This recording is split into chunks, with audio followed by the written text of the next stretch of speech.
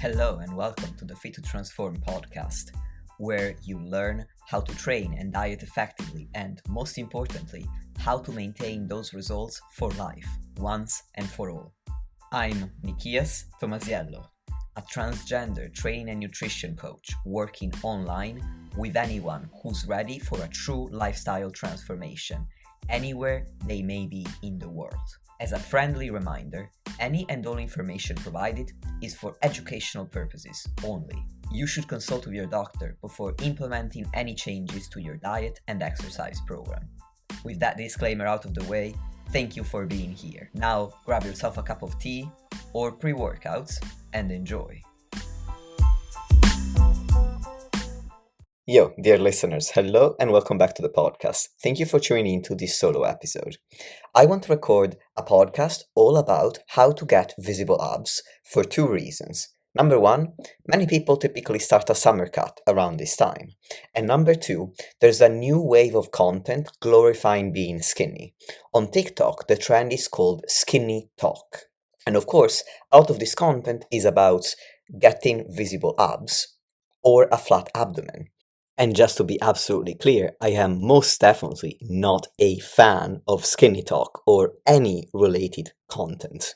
So I thought that this topic would be really timely, and I wanted to give you an objective, no bullshit understanding of how to get visible abs and what it actually takes, so that you can decide whether it's worth it to you. I also got shredded abs myself back in 2022 when I did my photo shoot prep, my last photo shoot prep.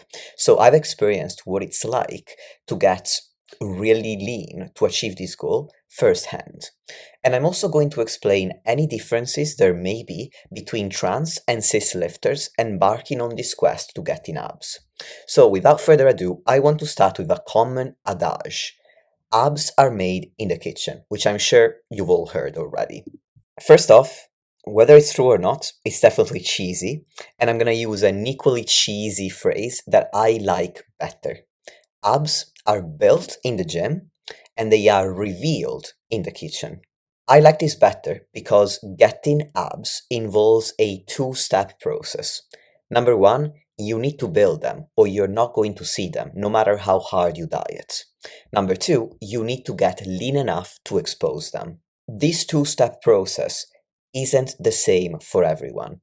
Some people can get visible abs on easy mode. These are people who stay lean easily and, if anything, struggle to gain weight. They already have enough abdominal muscle and they have a favorable body fat distribution due to genetics, which means they don't carry much fat around the abdomen.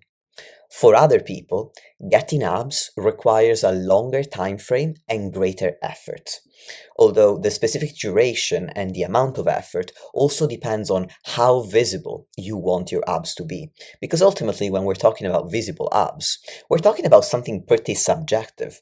For some people, visible abs would be getting an abs outline, which is much easier than seeing the whole six-pack. For other people, it might be getting the top 4 abs visible, and the last 2 they're happy to keep hidden under a bit of a layer of fat.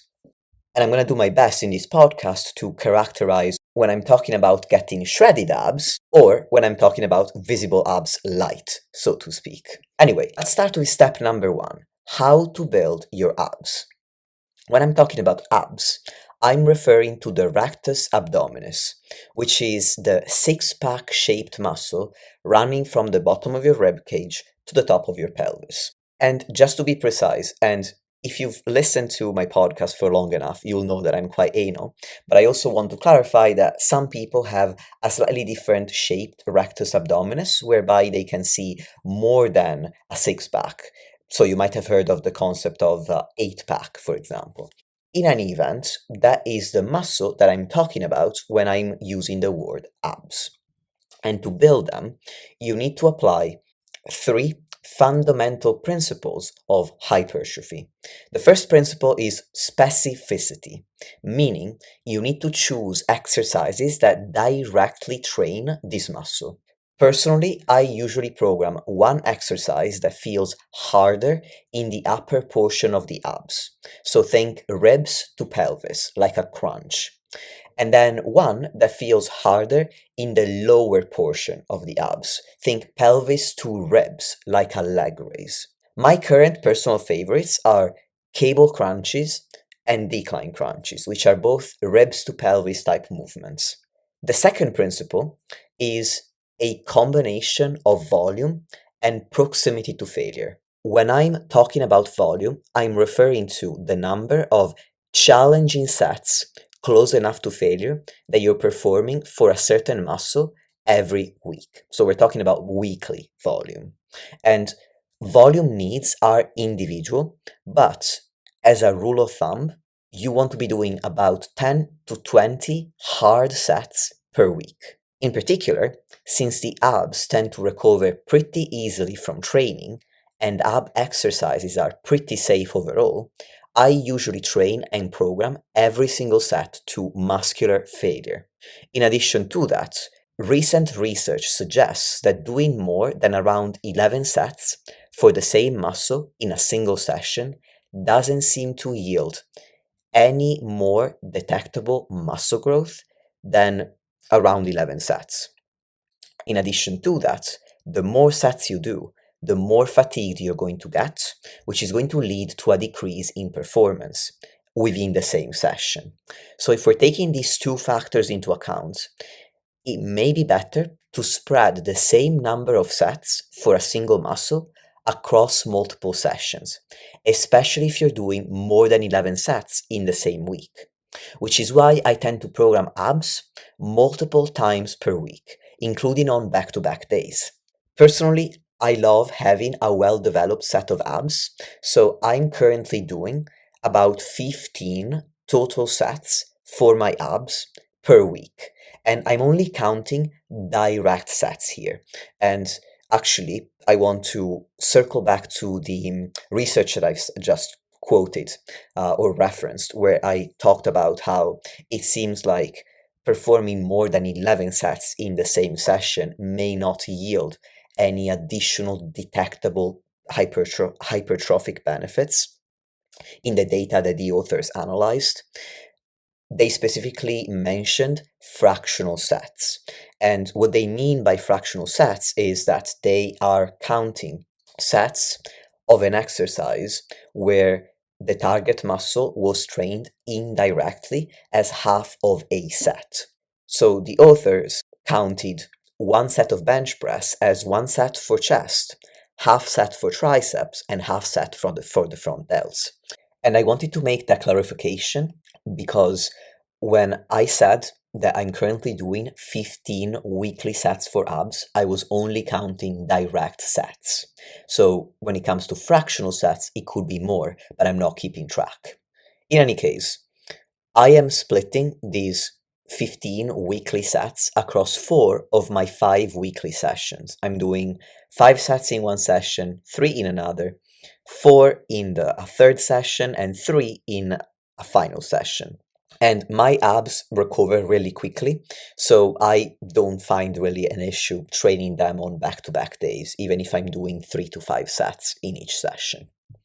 The final principle that you need to think about to build your abs is the principle of targeted form, meaning the form or technique that you use when you're doing a certain exercise should enable you to stimulate the specific muscle that you are trying to grow without notable compensation from other structures or from momentum. And when it comes to abs training, these are the most common form mistakes that I've personally seen in my career as a coach up until now. The first mistake is when people turn standard and decline crunches into sit-ups. So they basically sit all the way up instead of limiting the range of motion to just the range of motion for the abs. And the second most common mistake is moving your hips back and forth on cable crunches.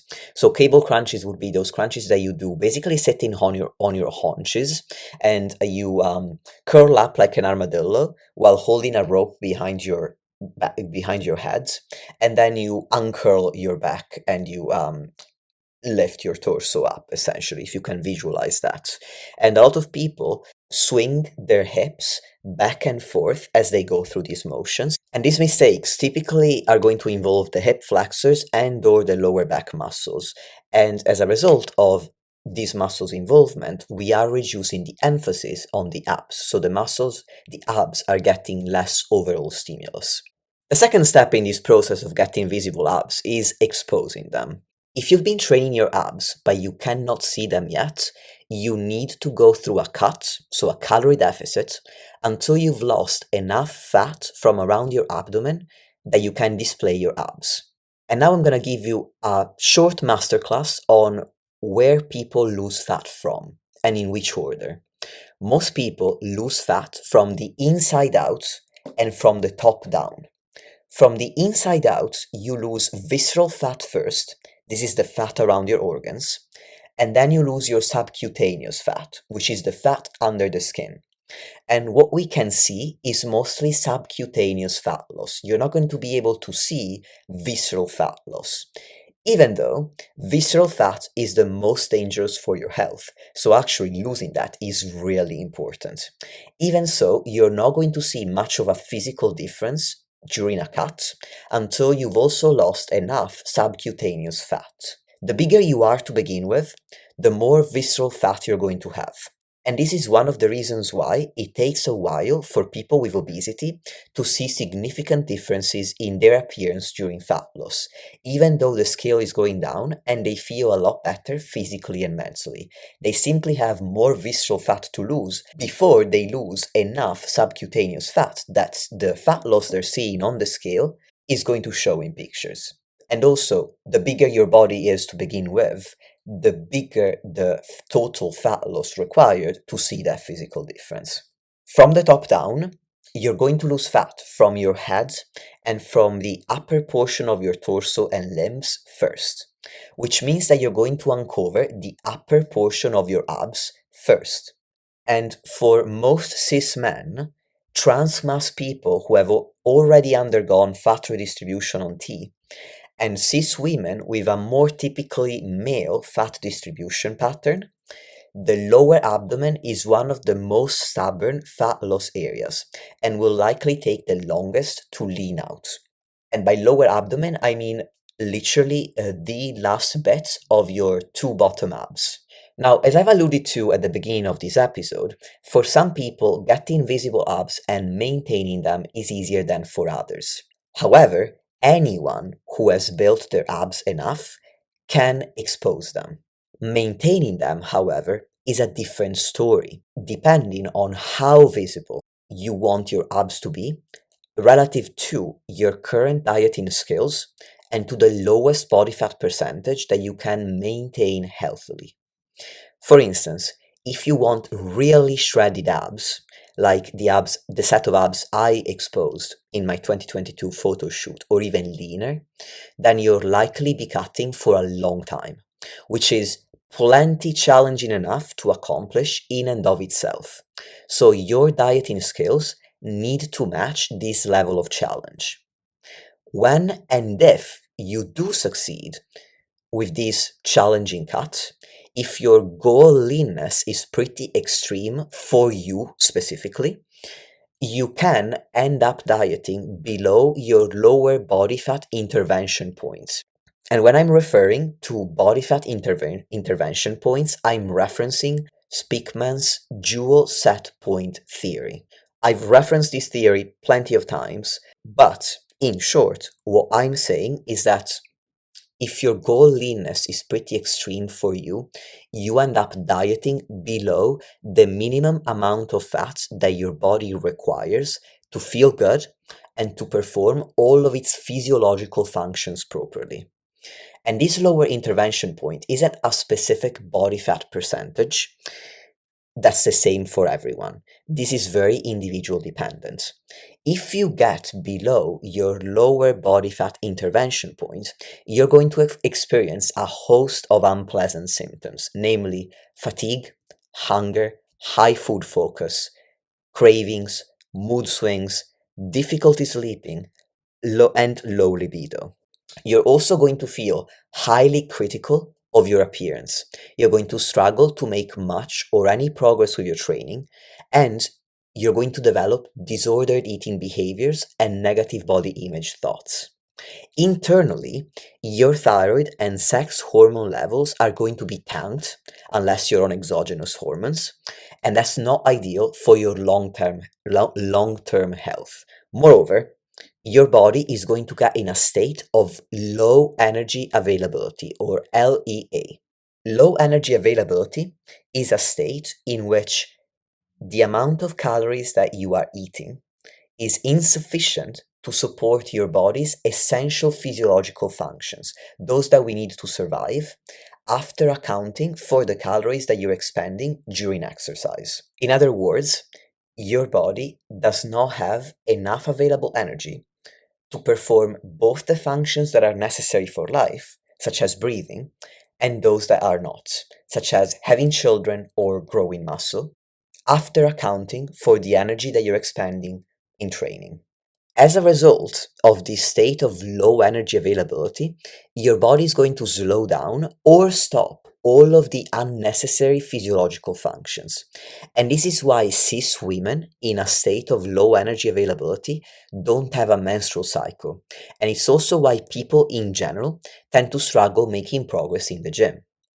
And even if you are on exogenous hormones, you will be getting all of the symptoms that I've mentioned, and you are going to be in a state of low energy availability, even if your hormone levels are still okay because of your exogenous medication.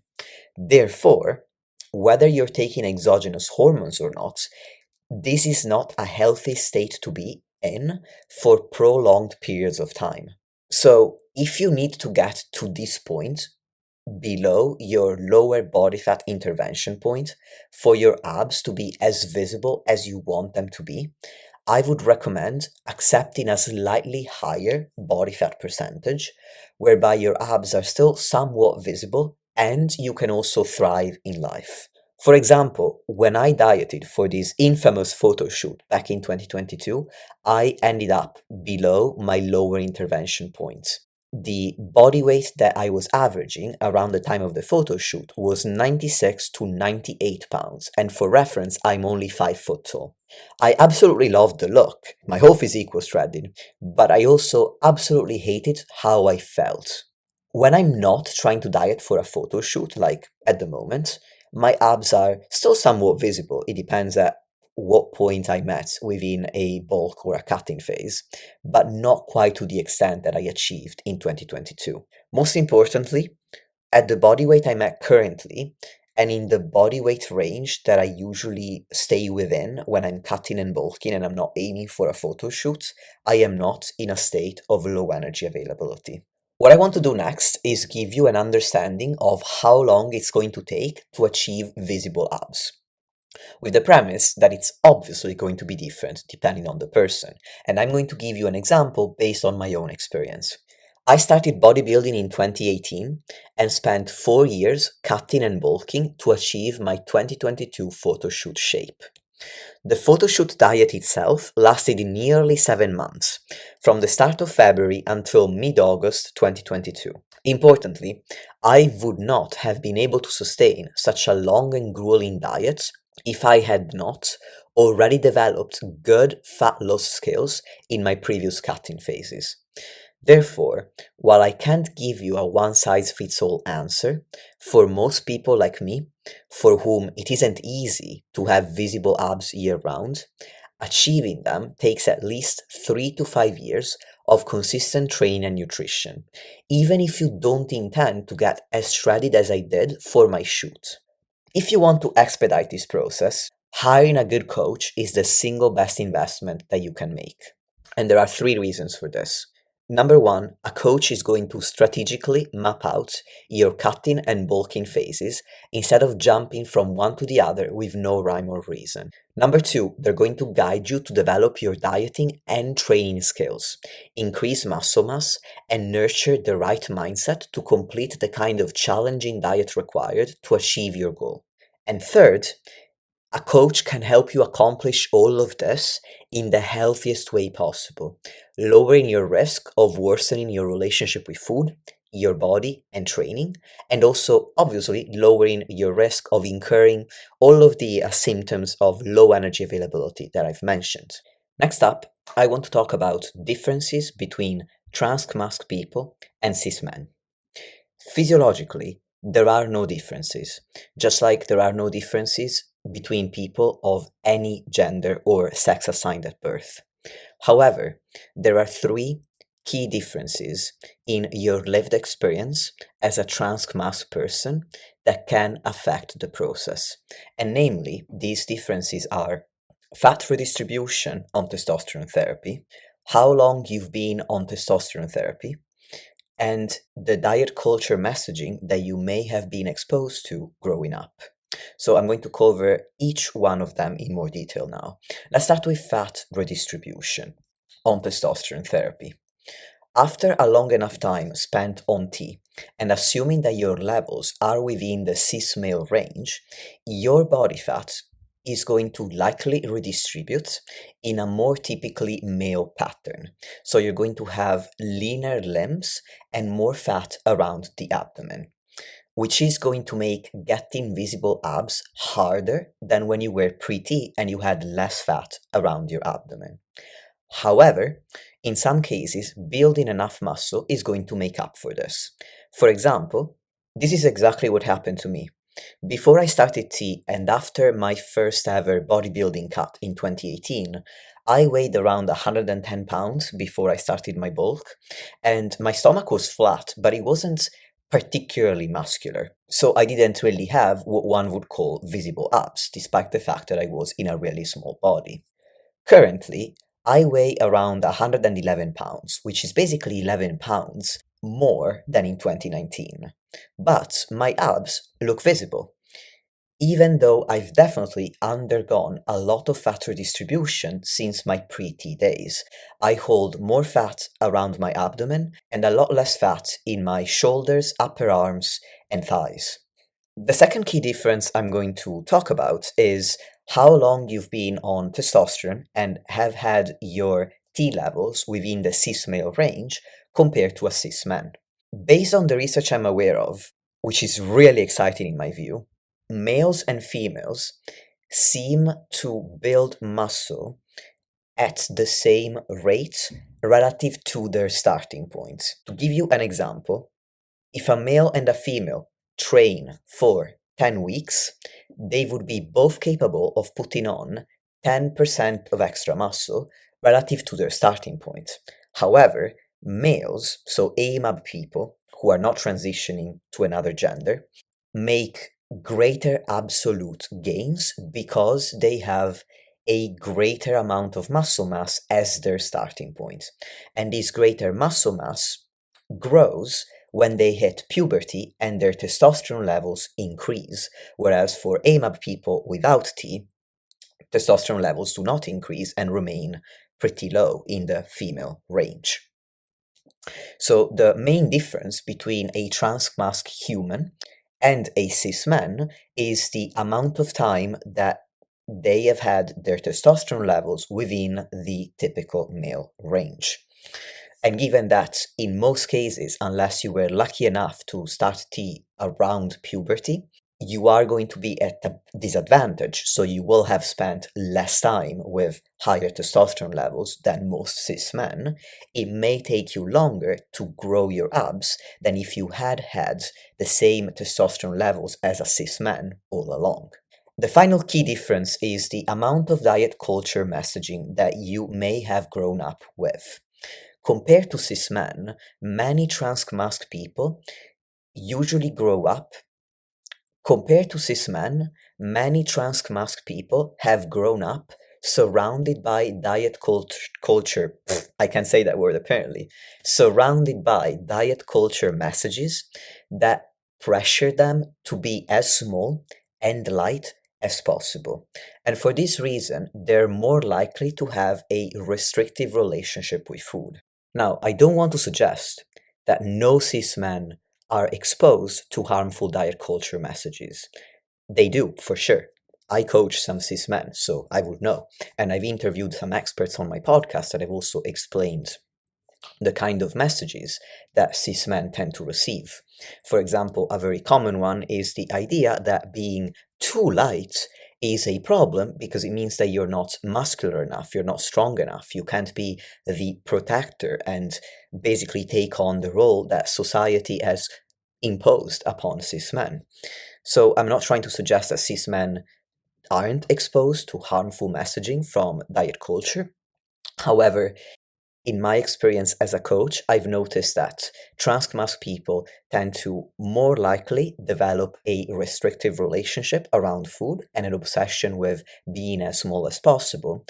And there are fewer of them who are concerned with not being big enough, whereas the opposite happens with cis men, where fewer of them seem concerned with being as light and small as possible, whereas more of them seem to be concerned with the opposite and with being too light. In addition to that, the rates of eating disorders in the trans community as a whole are relatively high. And from a personal perspective, I have dealt with my fair share of diet culture messaging myself. I first thought that I wanted to lose weight when I was around 3 years old, and 11 years later, at about 14, I developed anorexia nervosa. Now, I also want to make an important distinction. Full-blown eating disorders like anorexia are more rare. But disordered eating behaviors and thoughts are relatively common and certainly more common than eating disorders. And I have personally worked and still work with many clients who need or needed to repair their relationship with food because of similar childhood experiences to mine. With that, I don't want to imply or convey the idea that you should not try to get visible abs. I'm all about body autonomy, and this podcast is and always will be about helping you make an informed decision, not about enforcing a certain opinion upon you. But what I'm trying to say is that you may need to be more mindful of nurturing your relationship with food and body image in the pursuit of visible abs, that if you had not been fed diet culture bullshit since you were little. So, to summarize, in order to build your abs, you need to train them directly, with proper form, enough volume, and a close enough proximity to failure. To reveal your abs, you need to have a lean enough stomach, either naturally or by going through a cut. Last but not least, while anyone can get visible abs, whether you can maintain them or not depends on how shredded you want these abs to be and whether you need to dip below your lower body fat intervention point in order to get there. As always, thank you very much for listening. I have some extra bonus resources specifically dedicated to cutting that I think are going to really help you if you're interested in the pursuit of revealing your abs. And these are 3 podcasts. One is titled, Should You Cut or Bulk First? The second one is titled, 6 Skills to Develop Before a Successful Fat Loss Phase. And the third podcast is, Why You Stop Sticking to Your Diet and What to Do About It. Last but not least, the first 4 episodes of this podcast, the OG starting episodes, are all part of my No Quit Kit course that's going to teach you how to achieve and maintain long-term fat loss. So do check those out if you haven't already. As a final note, if you want my support as your coach, whether it is in the pursuit of visible abs or any other health and fitness goal that you may have, shoot me your application form. You can fill out the form by clicking on the link in the show notes. Again, thank you very much for tuning in, and I will talk to you in the next episode.